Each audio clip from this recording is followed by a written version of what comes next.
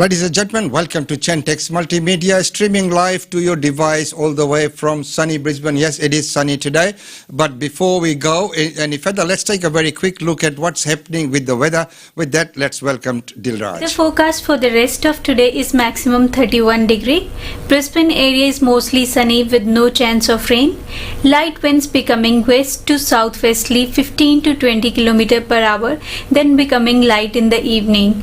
Fire danger is low to moderate. Sun protection is recommended till 10 past 3 in the afternoon, and UV index is predicted to reach 9, that is very high. Till tomorrow, stay safe and enjoy the rest of your day. And thank you very much, Dilraj, for that update. And as we know, the sun is out, so make sure you've got your sun protection when you go out. Well, right now, let's take a look at what's making news there today. Queen's granddaughter, Zara Tindall, gives birth to the third child on the bathroom floor. Queen Elizabeth's granddaughter, Zara Tindall, and her husband, former rugby player Mike Tindall, are celebrating the birth of their third child, who was born at home on the bathroom floor. And right here, Morrison government is working with Porter on perceived conflicts of interest and rescheduling those speculations. As the government announces the spending of millions of dollars on the arts, the Prime Minister dances around speculation about an imminent cabinet reshuffle. That's going to happen. Was that a promise on the lack of food? Scientists solve an East Coast mystery. While millions of seabirds washed up dead and dying on the Australian coast in 2013, most had pumice stones in their stomach. Scientists have finally figured out why. And that report we will bring to you later in the week. And New South Wales Premier is shocked at the allegations MP raped women. Gladys Berejiklian says she is relieved police are investigating the allegations National MP Michael Johnson raped a woman in the Blue Mountains in 2019. A lot of these kind of cases are now coming forward and happening. And so there is a big concern. And as we know, there are many big bodies who are looking after women's rights, and they're all very, very concerned about all these allegations that are happening, but also more so than the allegations is the findings, when they actually find out what's actually been happening and that kind of culture that's behind it. But today, as we have said before, that today is a very important day. Today we are going to look at PRD's standout regions, the top 10 affordable regions of 2021, and the new report, and that report which is out. With that, let's welcome to the studios, Asti, welcome. Hello everyone.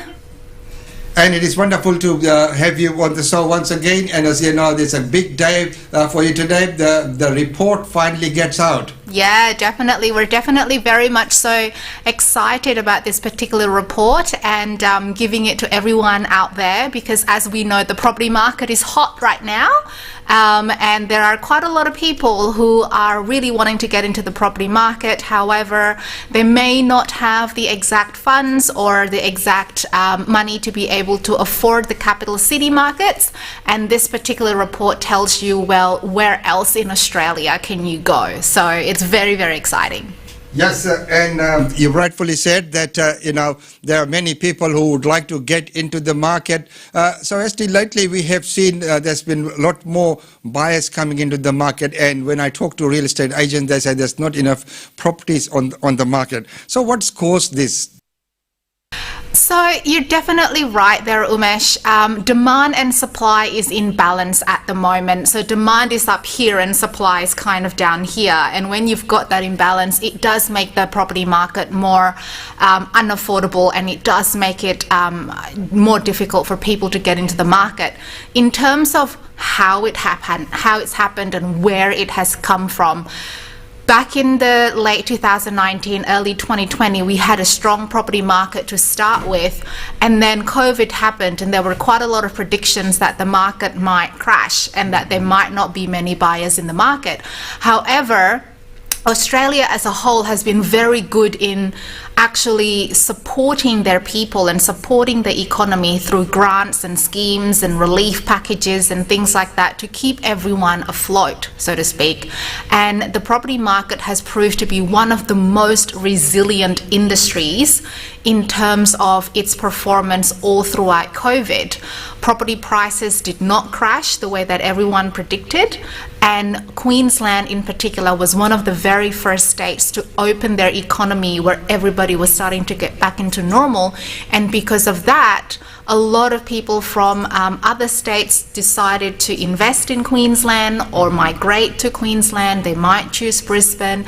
The international world is watching us as well, and when they find out that we are what they call a safe haven, in the sense that our economy remains strong, the way we handled COVID was admirable, they see us as a safe place to invest. And so we get foreign investors coming in as well, and then you have all of the expats around the world coming back into Australia.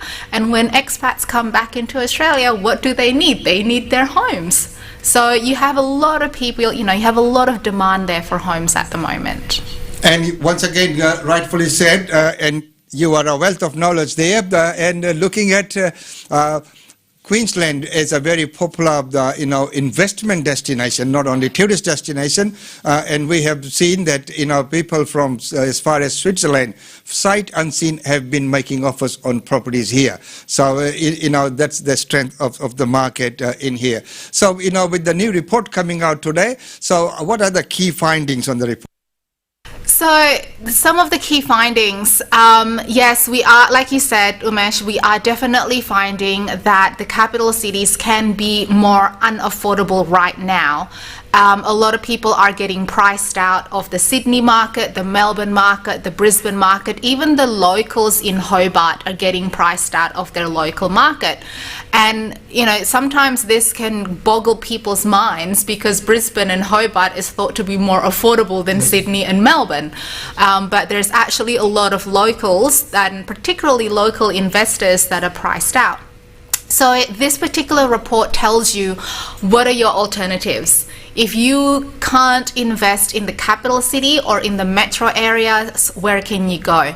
In Queensland, for example, the Whitsundays, Mackay and Toowoomba, we have identified as the standout regions. And the way that we decided these regions, we didn't just, like I remember we were talking off air, we didn't just pluck it out of nowhere and sort of decided that's where we're going to go.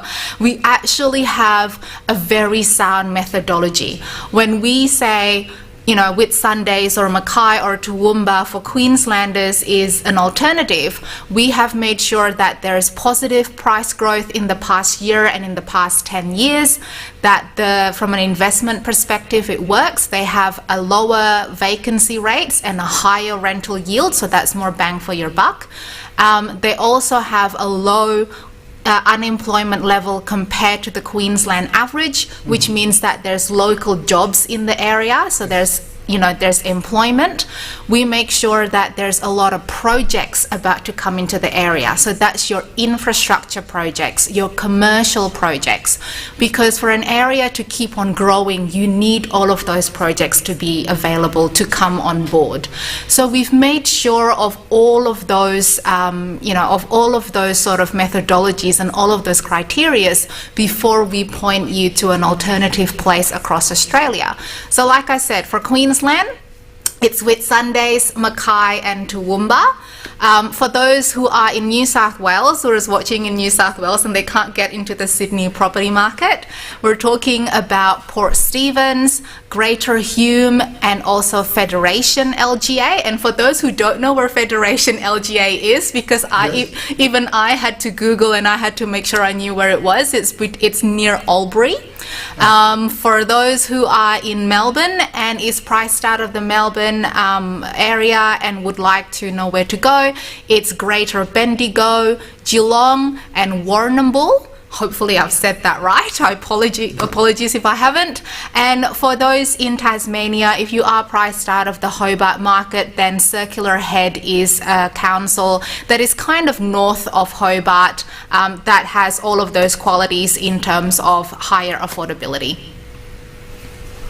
And And quite right, wonderful that report that you have there, and based upon the methodology, and you have chosen out, picked out, as we mentioned before, that with the research and based on the data. So, based on the data findings, you can't argue with facts and figures. So, it is good to see that with Sunday, Mackay and Toowoomba coming up, and of course, as you mentioned, that Port Stephens area there as well.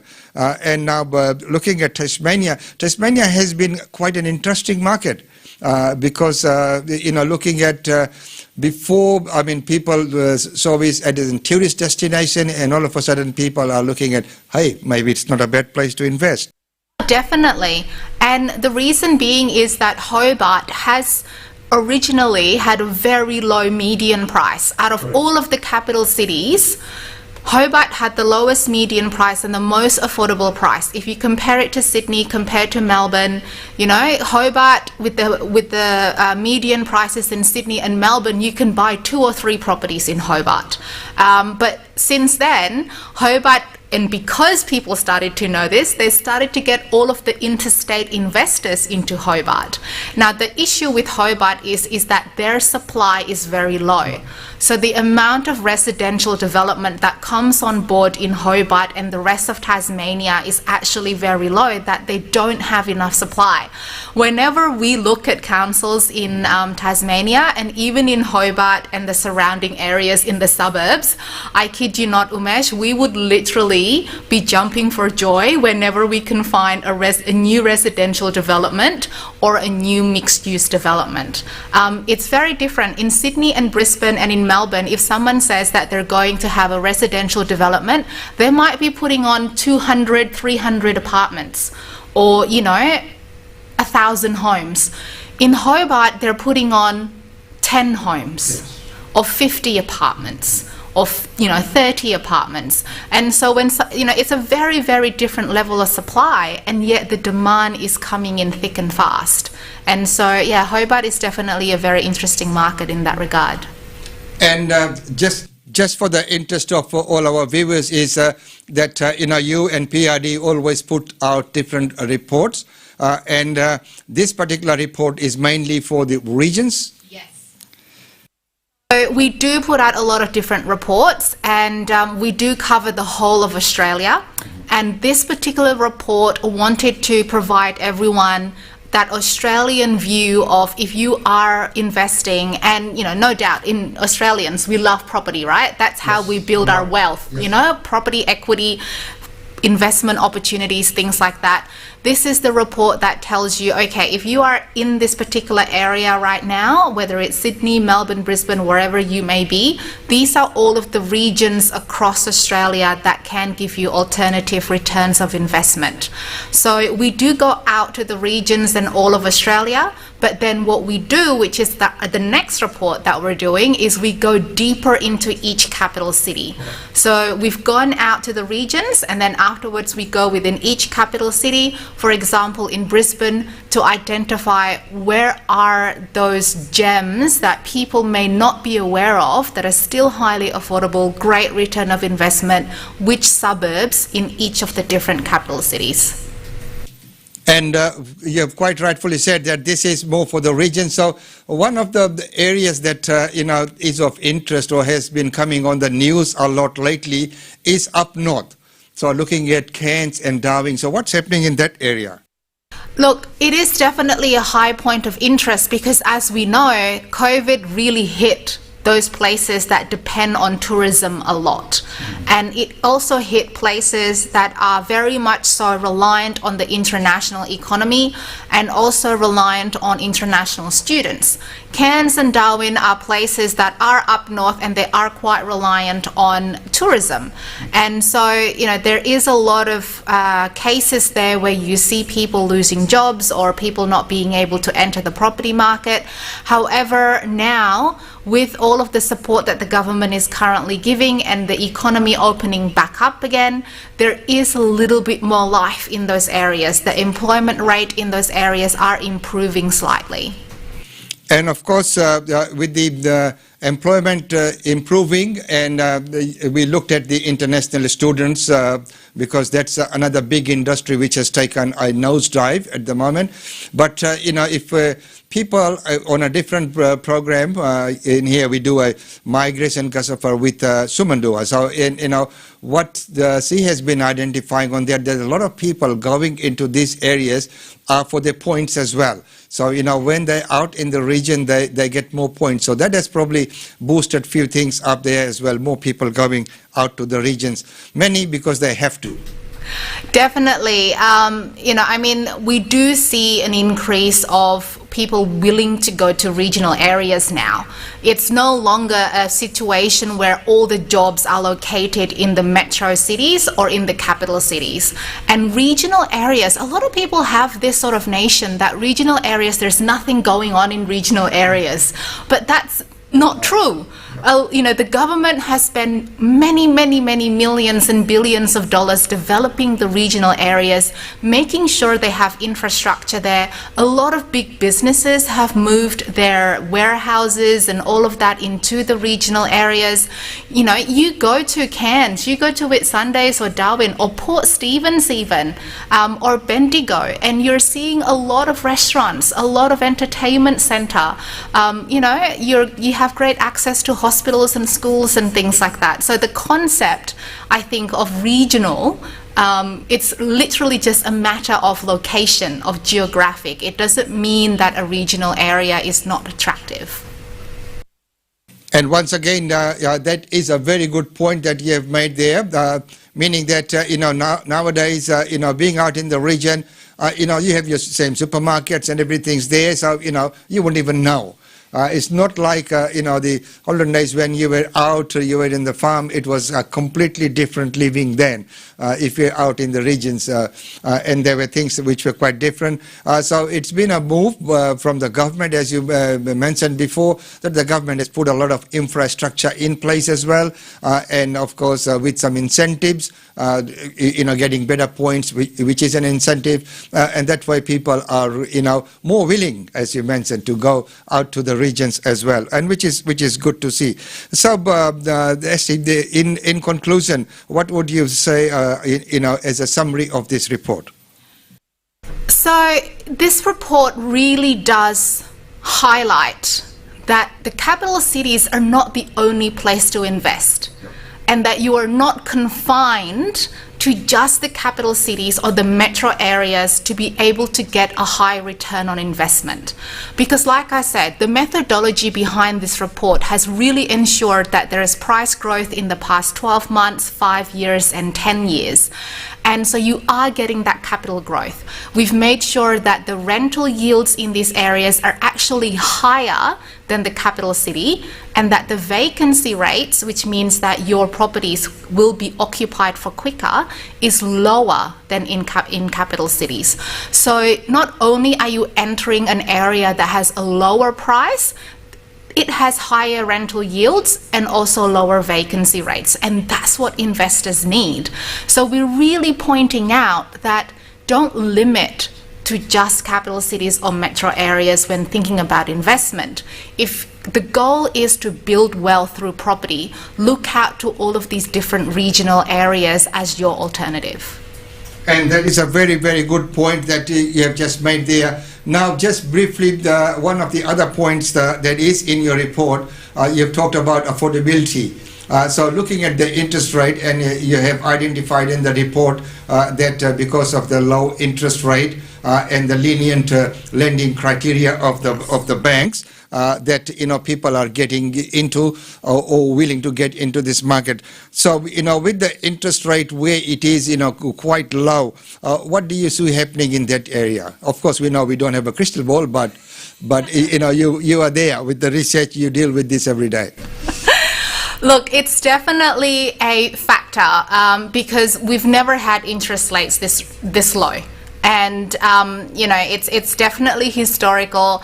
The RBA Governor Philip Lowe have committed that, they're not going to increase the interest rate until we are actually at full employment and that we've reached the inflation index that the RBA is comfortable with, and they projected that that's not until 2023, perhaps early 2024.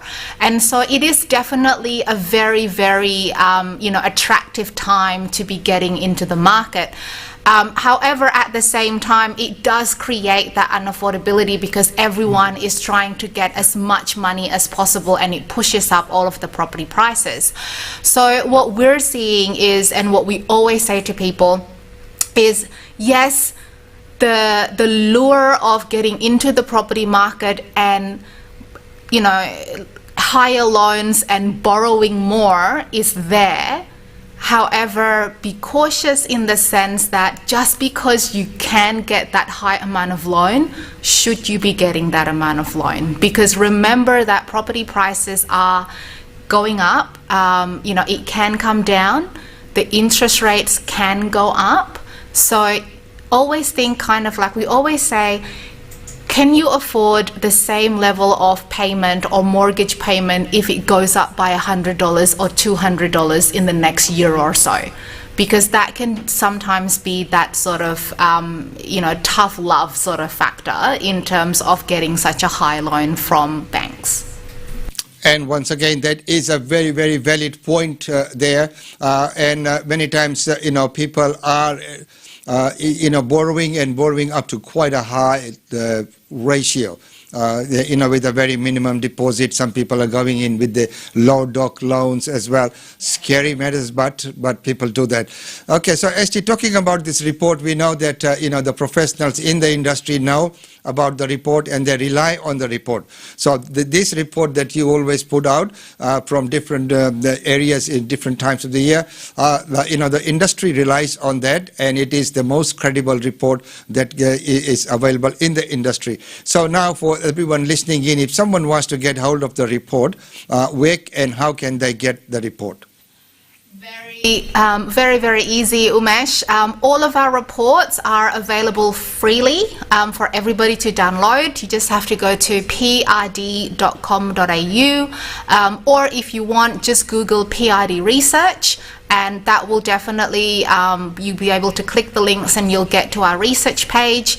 Like I said, all of these reports are available on our website. There's no cost to the report, so you don't have to pay anything. You just have to download it and then start using it. If you follow us on social media, we always put links to the report for you to be able to access it immediately and then also download it immediately. So it's freely available to everyone. You don't have to go through hoops of registering or paying or anything like that.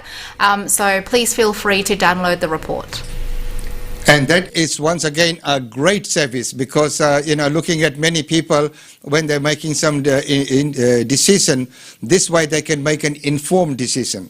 Look at the report and the research that's already done.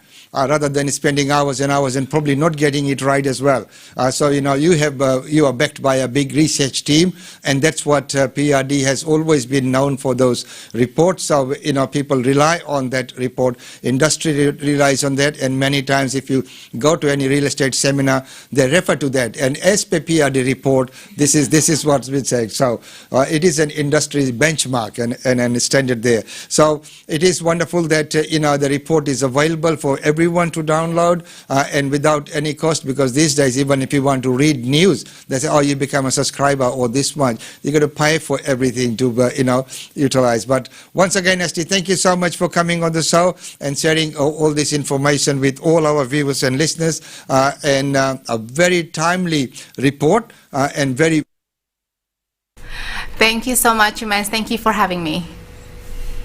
So ladies and gentlemen, that has been a special report by PRD highlighting the standout regions in the top 10 affordable regional areas of 2021. Until next time, it's goodbye.